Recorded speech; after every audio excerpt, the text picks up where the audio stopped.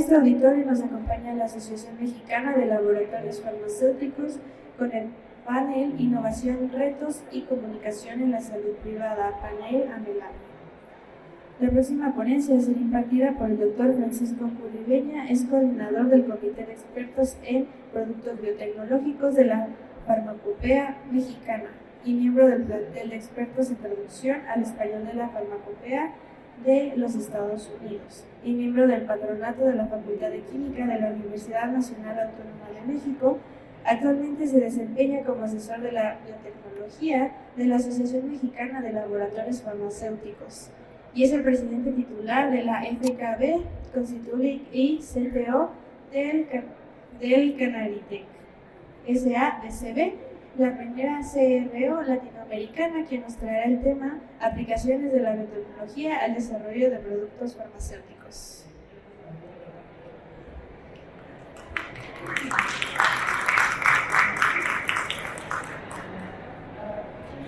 Buenas tardes, muchas gracias a todos ustedes por estar aquí.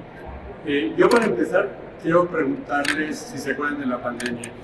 ¿Cuántos de ustedes están vacunados contra COVID? Todos, básicamente. ¿Cuántos de ustedes conocen a alguien que haya fallecido por COVID? Uy, casi todos, qué bárbaro. Vamos a ver otra pregunta. ¿Cuántos de ustedes ya se vacunaron o piensan vacunarse esta temporada contra COVID? 3, la mitad. No. En realidad es necesario para grupos de riesgo, o sea, para adultos mayores o gente con algún padecimiento crónico, eso sí es importante. O niños, ¿no? También sería bueno que se vacunaran. Y otras dos preguntas que son más de todo el día. ¿Cuántos de ustedes saludan de mano o de beso? Todavía después de la pandemia. ¿Y cuántos de ustedes se lavan las manos? ¿Sí? ¿Siempre? Ok. No, eso para mí es muy importante porque la pandemia la verdad fue una emergencia. O sea, de los que levantaron la mano al principio, todos conocen a alguien que se murió, ¿no? Una cosa terrible. Y no es la primera vez que nos pasa, es desde luego la más reciente. Y esto, lo que ocurrió con la pandemia, en realidad es que si no es por la biotecnología, seguiríamos igual que hace 3 años. La verdad es que gracias a la biotecnología es que se pudieron atacar muchísimos de los problemas que trajo la pandemia. Esta conferencia, más que hablarles de cómo se desarrolla un producto biotecnológico, yo quiero que ustedes conozcan cuál es el rango de productos biotecnológicos, dónde está en realidad la biotecnología, porque de primera entrada parece algo como de ciencia ficción, ¿no? Y que no se puede hacer en México, que solamente se puede hacer en países desarrollados y que es así como de Star Wars, ¿no? O algo así, ¿no? Entonces quiero pues que los entiendan, que los conozcan, que sepan que ustedes ya todos han estado expuestos a estos productos biotecnológicos y cómo impacta la biotecnología en la estrategia en salud, hablando en particular de México, aunque vamos a revisar un poco la competitividad en los países de América Latina. Y de ahí vamos a ver algunas de las aplicaciones biotecnológicas y una conclusión. Es una plática rápida. Si tienen preguntas, si quieren levantar la mano, así como dijiste al principio, en cualquier momento, por favor. Les quiero platicar que a raíz de la pandemia se creó una coalición para innovación y la preparación ante epidemias, porque epidemias va a seguir habiendo. Puede que no regrese la misma de COVID, pero segurito que vamos a tener otra pandemia, ¿no? Otra epidemia por lo menos. Ya tuvimos aquí hace algunos años una de influenza, la de H1N1, que esa se manejó muy bien y estuvo muy contenida, ¿no? Pero estamos esperando una venida de la que se llama la influenza aviar. Y esta, yo creo que siendo pesimista, no tarda mucho. De lo que se trata esto es de que el virus de la influenza, de los pollos, se va a transmitir a los seres humanos. Hay virus que son específicos para algunas especies, ¿no? Hay especies a las que les da cierta enfermedad que no les da a los humanos. Eso pasa, por ejemplo, con las aves, les da una enfermedad que se llama Newcastle, que puede matar así a toda la población de aves que tengamos en producción. Sin embargo, al humano no le da. Lo que estamos temiendo es que esos virus muten y ya puedan infectar también al humano. Entonces la primera que se espera es la de la influenza aviar, y sería terrible porque ahí sí las aves, los pájaros, pues migran, ¿no? Y vuelan y no les importan las fronteras. Entonces estaríamos expuestos y sería muy difícil de contener esa pandemia. Entonces por eso se creó esta coalición, que la idea inicialmente era para hacer terapias contra el SARS-CoV-2, que es el virus del COVID, ¿no? Y son laboratorios que en todo el mundo están certificados para hacer las pruebas que se necesitan para realizar, por ejemplo, las vacunas o los diagnósticos, o poder manejar con estos virus que son muy infecciosos, que son muy difíciles, y sin embargo pues, se tiene que hacer en algún lugar, ¿no? En México ya tenemos 2 laboratorios que están certificados por el CEPI. Uno de ellos está en la Universidad Nacional, en la Facultad de Química, y la verdad es que eso es un gran logro. Eso quiere decir que cuando vengan las nuevas pandemias, las vacunas, desde la fase 1 se van a poder probar en México. Entonces ya no tenemos que esperar tanto como esperamos en esta pasada pandemia, ¿no? Otra cosa que pasó con esta pandemia es que pues, era una emergencia y se tenía que resolver el tema lo antes posible, ¿no? No podíamos esperarnos sentados a ver cuándo se le ocurría a alguien tener una solución. Entonces eso lo que hizo es que todos los fabricantes de medicamentos y los gobiernos y las agencias regulatorias se pusieran las pilas y empezaran a desarrollar en conjunto, ¿no? Ya no era una competencia comercial, ¿no? De que yo voy a desarrollar este medicamento y me voy a llevar todo el mercado del mundo, no, era un tema más como humanitario. Y eso lo que facilitó es que se revisaran y se aprobaran medicamentos que de otra forma no se hubieran autorizado. Por eso se les dio una cosa que se llama la autorización de emergencia, que es una autorización en donde tú ya tienes suficientes datos como para decir que funciona, pero puede que no tengas toda la estadística para ver, por ejemplo, eventos adversos o cómo se va a comportar el medicamento en la vida real, ¿no? Porque cuando tú haces un estudio clínico, lo haces siempre con una población de pacientes que es un número reducido, normalmente no tienen otras comorbilidades, o sea, tú los buscas enfermos de esa cosa y nada más de esa cosa, porque si no te pueden revolver un poco los datos, ¿no? Normalmente también tienes un rango de edades, o sea, no es desde niños hasta viejitos, ¿no? Empiezas normalmente con adultos en edad productiva, ¿no? Y la gente mayor o los infantes, pues también pueden reaccionar diferente. O puedes tener eventos adversos que no se ven en poco tiempo, sino que se ven a la larga, o que se ven cuando compartes ese medicamento con otros que esté tomando por alguna comorbilidad. O sea, por ejemplo, si tienes diabetes y estás tomando medicamentos para la diabetes, ¿cómo interactúa eso con el que estás tomando ahora, ¿no? Entonces, por eso es que fue importante esto y por eso se dieron las autorizaciones de emergencia, aunque esas autorizaciones tienen una fecha de caducidad. Solamente los medicamentos están autorizados para su uso durante la emergencia.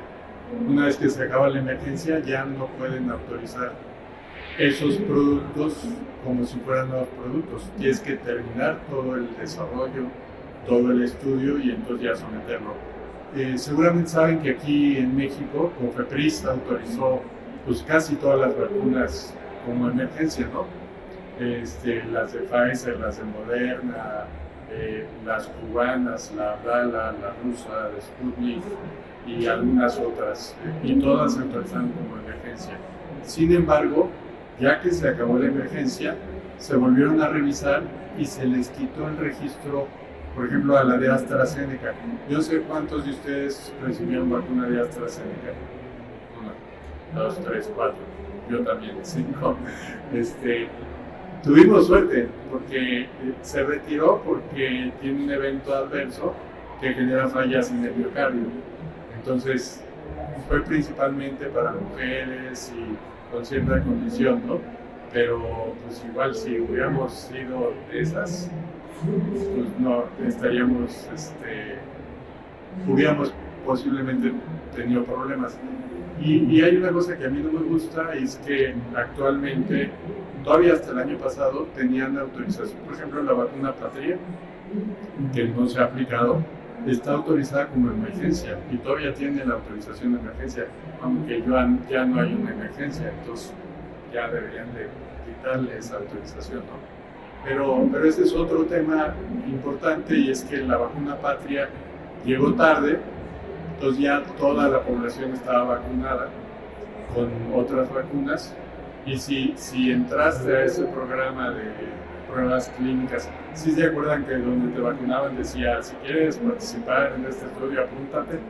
Los que se apuntaron pues ya habían sido vacunados, entonces solamente se autorizó como refuerzo, o sea, no puede ser una vacuna que se aplique de primera entrada, ¿no? Entonces todo eso en realidad fueron cosas que nos enseñó la pandemia. La vacuna de Moderna, que de hecho se sigue actualizando y es la que se está aplicando en esta temporada, esa tuvo una revisión acelerada por parte de FDA. FDA les dio, digamos, chance, les dio la oportunidad de que presentaran lo que tenían y lo revisó muy rápido para que pudieran tener la autorización y poderlo aplicar, ¿no? Todo esto precisamente por la emergencia. Aquí en México pasó algo parecido con COFEPRIS.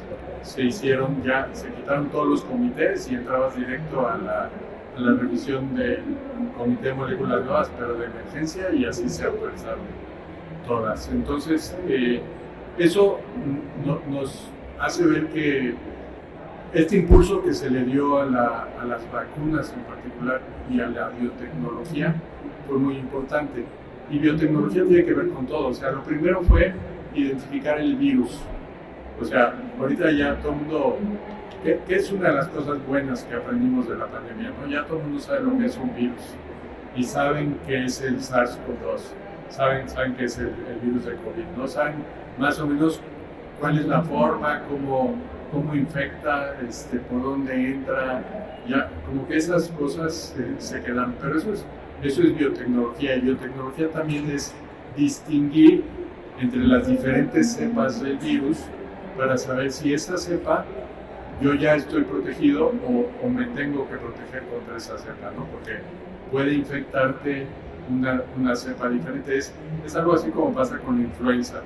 Cada año es una cepa diferente, y por eso los adultos mayores y las personas con riesgos de salud se tienen que vacunar cada año, porque si no te puede dar influenza. Y no, es como ahora con el COVID. Ya es muy difícil pensar que te vas a morir si te da COVID, porque ya todos tenemos una cierta protección. Pero de cualquier forma, si es una nueva cepa, más viral, pudiera causar más problemas si no refuerzas tu vacunación. Otra cosa que también es biotecnológica es el diagnóstico. ¿Cómo sabes que estás enfermo de COVID? O sea, ¿cómo sabes que no es una gripa normal? Todos nosotros, porque me imagino, eso no se los pregunté, ¿a cuántos de ustedes les dio COVID? Más o menos, poco menos de la mitad. Pero ibas a que te hicieran una prueba, que es una prueba de PCR, que es una técnica de biotecnología que antes nadie la conocía, ¿no? Y ahorita pues ya puede que no sepan cómo funciona la PCR, pero ya sabes que PCR es una prueba muy específica para detectar ciertos genomas, ¿no? Entonces ahí puedes saber exactamente qué virus es y qué cepa de virus es. Y con eso pues, tú ya puedes evaluar el riesgo al que estás expuesto cuando te expones a esos virus, ¿no?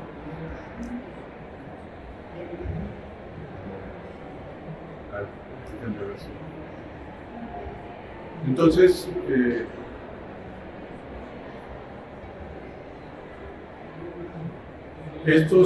este tipo de productos biotecnológicos,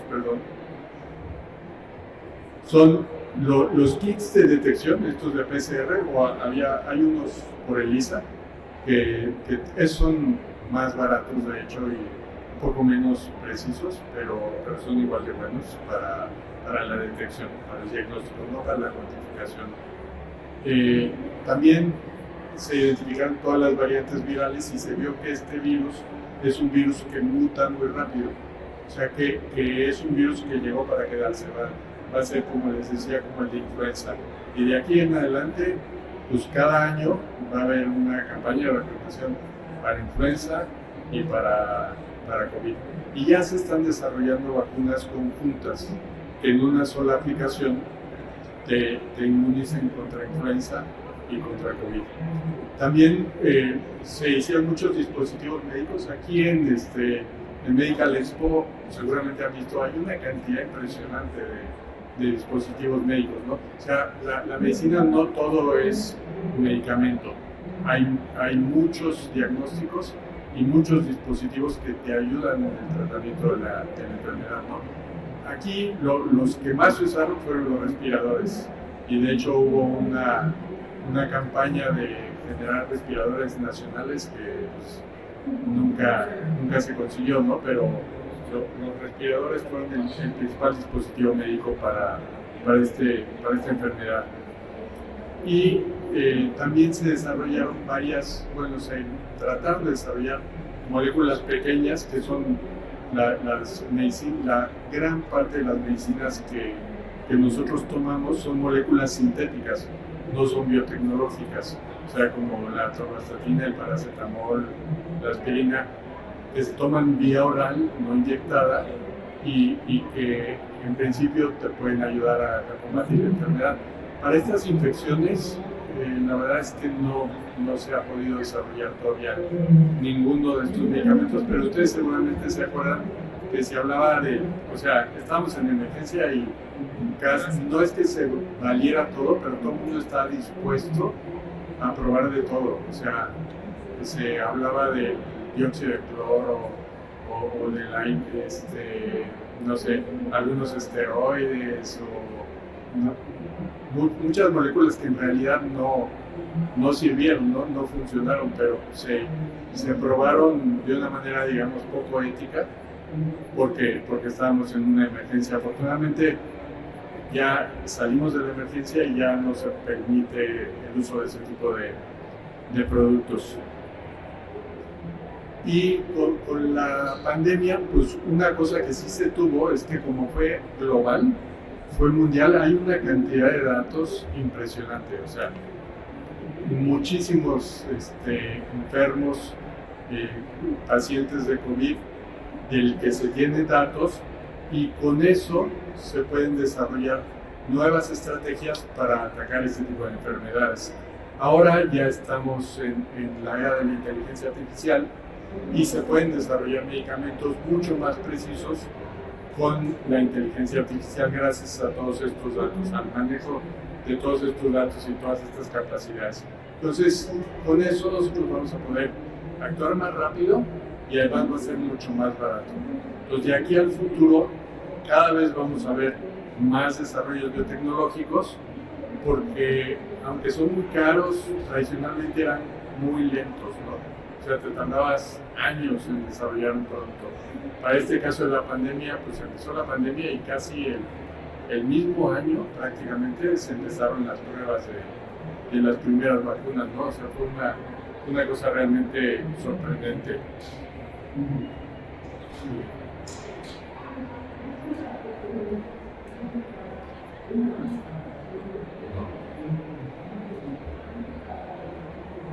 ¿Puedes pasar en la siguiente? Esto nos lleva a hablar de lo que es la estrategia en salud y esto pues se ve afectado desde luego por la política y por las economías locales, ¿no?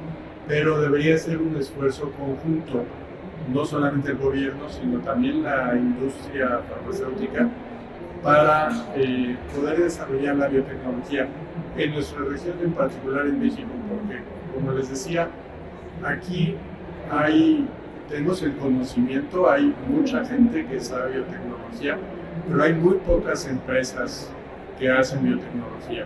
Y sí hay algunos institutos en donde se hace investigación en biotecnología, pero es un tema académico, no es un tema comercial, ¿no?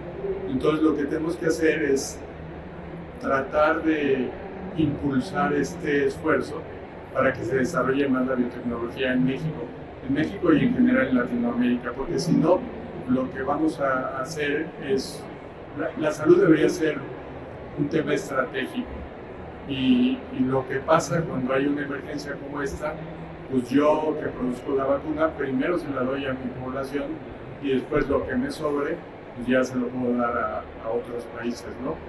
Eso es lo que no deberíamos dejar que pase otra vez, porque esta posibilidad de que nos volvamos a enfrentar a una pandemia pues es algo constante y tendríamos que estar preparados para prevenir y para tratar estas enfermedades.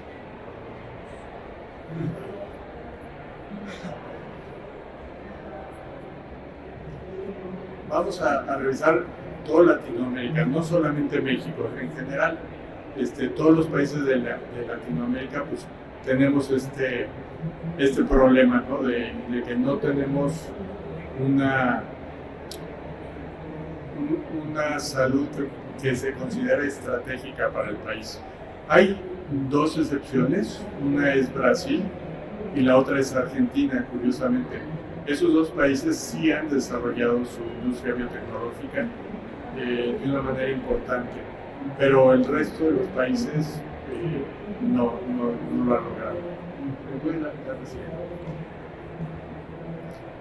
¿Y esto por qué pasa? Bueno, aquí yo les listo los principales desafíos. El primero es la falta de innovación. Aquí estamos acostumbrados a ser seguidores o Me Too products, ¿no? Nosotros hacemos lo que alguien más hizo, pero rara vez innovamos. Y esto no es porque no podamos, porque sí ha habido ejemplos. Por ejemplo, la revolución sexual que empezó con las píldoras anticonceptivas, esas, la primera, la nortestosterona, se desarrolló en México por una compañía mexicana que se llamaba Sintex. Después a Sintex obviamente la compraron los gringos y ya pues de ahí en adelante ya no ha vuelto a haber ese tipo de innovación en México, ¿no? Pero no es por falta de coco, digamos, es por falta de dinero principalmente. El segundo tema importante es el abuso en las patentes. Los dueños de los medicamentos tienen una patente y las patentes en teoría duran 20 años, a los 20 años tú ya podrías fabricar, pero siempre encuentran una forma de reverdecer esa patente, porque si yo uso la aspirina para el dolor de cabeza, tengo 20 años antes de que se acaben los 20 años, digo que también sirve para el corazón en una dosis menor, y entonces saco otra patente y ya vuelvo a proteger la aspirina. Luego veo que la aspirina te hace daño al estómago, te provoca úlceras porque es muy ácida, entonces hago la aspirina con capa entérica y esa tiene otros 20 años de patente, ¿no? Entonces vas haciéndolo así y mientras tienes patente tienes el monopolio, y mientras tienes el monopolio pues puedes cobrar lo que quieras, casi lo que quieras, porque el precio de los medicamentos curiosamente no es cuánto te cuesta fabricarlo para saber en cuánto lo puedes vender. ¿A alguien se le ocurre cómo se fija el precio de un medicamento? ¿No? El mercado La mercadotecnia, bueno, la mercadotecnia te ayuda a venderlo más caro, pero no, en realidad el precio de un medicamento es el ahorro que tienes contra no usar ese medicamento. Ahorro en horas de trabajo, en horas sombra. O sea, tú estarías dispuesto a pagar una aspirina que te quite el dolor de cabeza en 5,000 pesos, no, ¿verdad? Pero una vacuna de COVID en época de pandemia, pues sí, porque ahí te cuidas la vida, ¿no? Entonces depende mucho del impacto que tiene el padecimiento. Y por eso las enfermedades de alta especialidad tienen medicamentos de alta especialidad que son los más caros. Por ejemplo, si hablamos de cáncer, todos los medicamentos para el cáncer son carísimos, ¿no? Si hablamos para enfermedades crónico-degenerativas como hipertensión, diabetes, pues también son medicamentos caros, un poco menos porque ese es, desde el punto de vista del farmacéutico, es el negocio ideal porque tienes un mercado cautivo. O sea, alguien que es hipertenso va a ser hipertenso toda la vida y siempre va a necesitar tomar su medicamento, ¿no? Entonces, ese es como el negocio ideal. Y otro tipo de medicinas que son solamente por temporada, así, la gastritis o cosas de esas, pues son la gripa. Sí, esos son medicamentos menos caros porque pues, los usas poco y las consecuencias de no usarlo en realidad pues no son tan graves, ¿no? O sea, no faltas al empleo, no le faltas a tu familia, te sientes pues, mal, pero no puedes trabajar, ¿no? Entonces, por eso es como se fija el precio de los medicamentos y por eso es importante combatir el abuso de las patentes. Con el caso de los medicamentos tradicionales, los alopáticos, cuando vence la patente, los medicamentos que usan esa misma tecnología para producirlo, pero que ya no son los dueños de la patente, se llaman genéricos, que son mucho más baratos. Sí. Son más baratos que el originador y son igual de buenos porque usan la misma tecnología, o sea, están basados en la misma ciencia. En el caso de los biotecnológicos, no se llaman biogenéricos, se llaman biosimilares. Por alguna razón, en el mundo se decidió que ese era el término que se iba a usar para los biotecnológicos una vez que vencía la patente. En México suena un poco mal, un poco peyorativo, porque lo primero que piensas cuando oyes la palabra similar es lo del Dr. Simi, ¿no? Y Dr. Simi, la verdad es que al principio, ahora ya no, pero al principio pues era chafón. Entonces, aquí se les llama biocomparables, pero es lo mismo, un biocomparable y un... No. Entonces, por eso es importante que en países como México, que no tenemos todo el dinero del mundo, se aproveche el uso de biosimilares. Aquí tenemos plantas que fabrican biosimilares. Los biosimilares ya los fabrican no solamente los competidores de los innovadores, sino que los mismos innovadores tienen su marca de biosimilar, porque pues ellos se dieron cuenta, oye, o sea, no puedo perder el mercado, entonces en lugar de seguirlo vendiendo a ese precio, pues lo vendo más barato, pero ahora como biosimilar, y compito no solamente con mi producto, sino con el producto de los demás. Una cosa que pasó en los últimos 7 años es que de por sí ya vivíamos en la globalización, ¿no? Pero antes había unas reglas en las que productos, sobre todo biosimilares, estos productos de alta especialidad que se vendían en México no podían venir de Asia, o sea, no podían venir de China, no podían venir de la India, desde luego de África, ni de Latinoamérica, o sea, no podían venir del Caribe. Entonces, los medicamentos que teníamos aquí eran, sí, más caros, pero de la misma calidad de los que se usan en Europa, en Estados Unidos, en Australia, en Japón, en los países de alta regulación. Con este tema de abaratar el precio de los medicamentos, se quitó esa barrera y se permitió que entraran al mercado mexicano los medicamentos de todos estos países. Que no es que todos sean malos, pero sí hay algunos que no tienen los mismos requisitos que los de la Unión Europea, ¿no? o los Estados Unidos.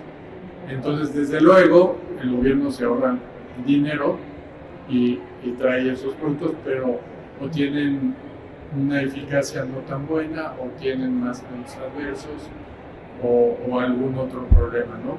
Entonces, eso hace que los productores de biosimilares, que antes competías con los de arriba, ahora también tienes que competir con estos productos.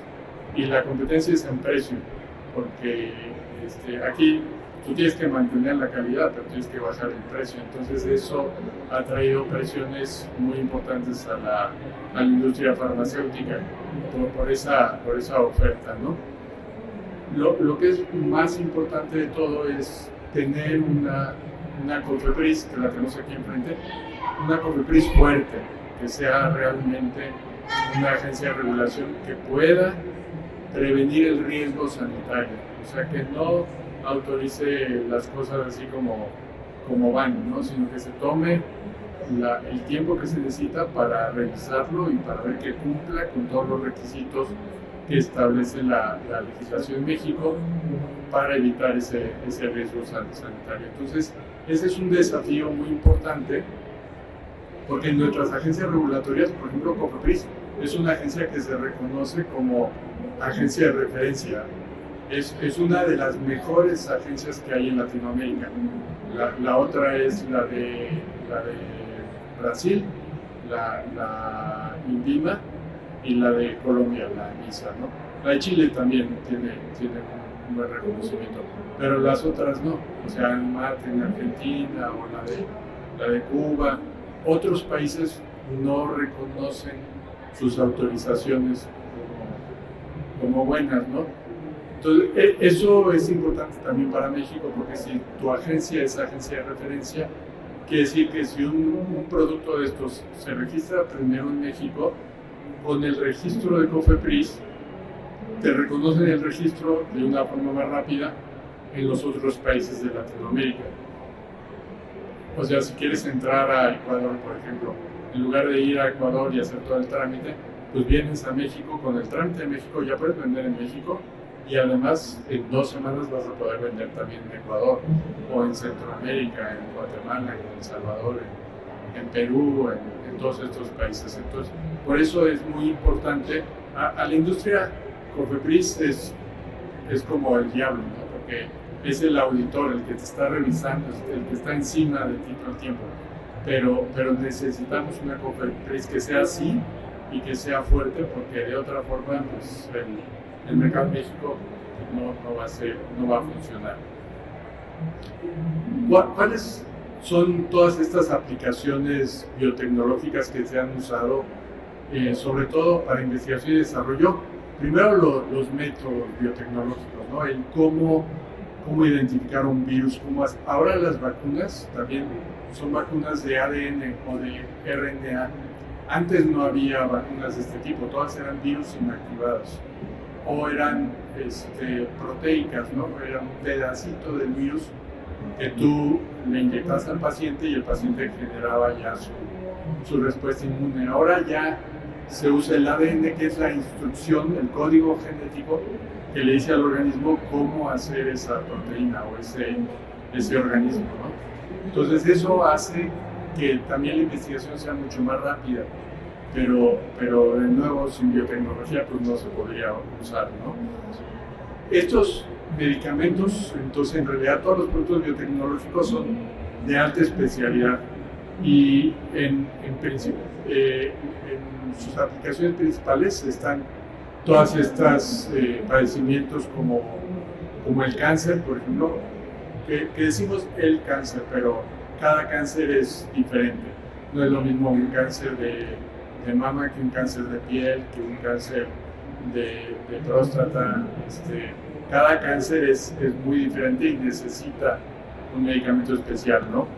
Entonces tenemos que desarrollar medicamentos contra cada uno de esos cánceres, contra el SIDA, contra todas las enfermedades autoinmunes que están a la alza también, como la esclerosis múltiple, por ejemplo, que son enfermedades terribles, y son de por vida.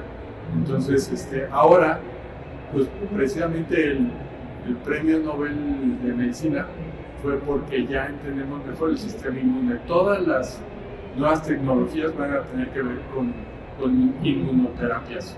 Van a ver cómo va a haber no solo más vacunas, sino más medicamentos que nos ayuden a modular la respuesta inmune, ya sea a favor o en contra, ¿no? Porque a veces tú quieres suprimir el sistema inmune cuando, por ejemplo, tienes una enfermedad autoinmune en que tú mismo estás atacando tu organismo, y otras en las que, como las infecciones, en las que tú tienes que tener un muy buen sistema inmune para que te defienda de estos agentes, ¿no? Entonces, para esto es para que se usa la biotecnología. Para esto y para casi lo que se les ocurra en sustitutos de sangre, por ejemplo, los factores de la eritropoyetina que se usa para la anemia, ¿no? Cuando tú tienes anemia por insuficiencia renal y estás yendo a diálisis, pues tu cuerpo no produce glóbulos rojos. Entonces te tienen que dar eritropoyetina para decirle a la médula que tienes que fabricar más glóbulos rojos. O si tienes cáncer y te están dando radiación, la radiación mata todo, ¿no? Y lo primero que se va son los glóbulos blancos. Entonces, tienes neutropenia. Entonces, te ponen filgrastim, que es un factor de estimulación de los glóbulos blancos, y entonces así tú recuperas un poco tu inmunidad, ¿no?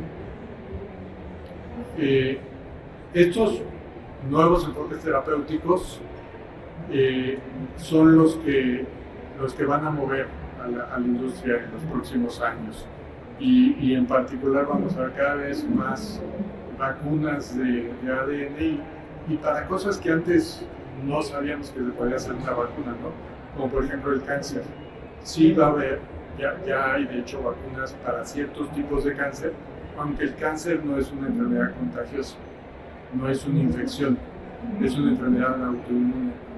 Entonces ahí, sin embargo, con estos productos puedes tú modular el sistema inmune para que ya reconozca la célula cancerosa como una célula maligna y la elimines tú solo, ¿no? Sin necesidad de cirugías o radiación o quimioterapia. También, desde luego, están todas las enfermedades genéticas, todas estas enfermedades que son hereditarias o parcialmente hereditarias, que ahora ya desde tu prueba de ADN tú ya puedes saber si eres portador de qué enfermedades, y si tu pareja también es portador de esas enfermedades, la probabilidad de que tu hijo tenga esa condición pues es más alta, entonces te puedes preparar con más tiempo, ¿no? O esto que seguramente lo han oído, lo de las células CAR-T, que se usan, esto es ya medicina personalizada, por ejemplo, la leucemia infantil, o sea, es una condición terrible que muchos niños se mueren de leucemia porque no sabes cómo curarla. Ahora con CAR-T cells le sacas células de su médula espinal, las modificas, se las vuelves a inyectar, son sus propias células, pero ya corregiste el defecto genético y entonces se van a reponer, ¿no? Se van a curar. Eso es increíble. Lo malo es que primero es personalizado, o sea, es para cada paciente. Yo no puedo hacer una célula CAR-T modificada que sirva para todos, porque no es así, no tiene que ser tu propia célula. Y esto lo que hace es que sea carísimo. O sea, un tratamiento de esos está en el rango de millones de pesos. ¿Quién lo va a poder pagar? En México nadie. Y en los países desarrollados no los paga el paciente, los paga el seguro. Entonces, pero pues por algo se empieza. Entonces yo creo que pronto vamos a ver cada vez más de ese tipo de productos. En conclusión, pues, yo lo que trataba de explicarles aquí es que la biotecnología no solo es para nuevos productos, nuevos procesos, nuevos métodos, nuevos servicios, sino que nos da alternativas para ayudar a lo que ya existe. Y también una cosa muy importante es que no es ciencia ficción, es algo que ya todos los que estamos aquí, todos nos han vacunado, y eso es un producto biotecnológico. Pues muchas gracias, espero que les haya interesado. Si tienen preguntas, adelante. ¿Alguien tiene preguntas para nuestra ponente? Gracias, doctor, primero por la excelente presentación. Y yo enfocando un poco el tema de la industria farmacéutica, ¿en cuántos años usted considera que la industria farmacéutica en México va a estar lista para la fabricación de productos biotecnológicos? Porque actualmente en Brasil está Butantan, en México hay una empresa que hace vacunas y por ahí otra veterinaria, pero ya no más. Hay más. La respuesta es ya, porque tenemos a Proviomed, que ahora es parte de Sanfer, es una planta que produce medicamentos biotecnológicos. Ellos producen no solamente proteínas como interferón, eritropoyetina, filgrastim, estas de las que le hablé, también producen anticuerpos. Tienen el rituximab, que es para cáncer de mama, tienen adalimumab, tienen varios. Entonces, por lo menos un ejemplo ya hay. Y digo Proviomed porque son los que lo hacen desde el principio, ¿no? Pero también hay otro grupo de industrias, como por ejemplo PISA o Landsteiner, que ellos traen el principio activo, el fármaco, y aquí hacen el llenado y el terminado del medicamento. Entonces ya hay gente que puede trabajar con este tipo de productos, que los puede analizar y que los puede registrar y comercializar en el país. A mí me gustaría que hubiera mucho más, ¿no? O sea, 5 empresas no son nada. Debería haber muchísimas, y para eso pues necesitamos primero que el gobierno entienda que es una prioridad en salud tener su producción nacional y no porque es más barato traerlo de afuera, que eso está difícil que pase pronto.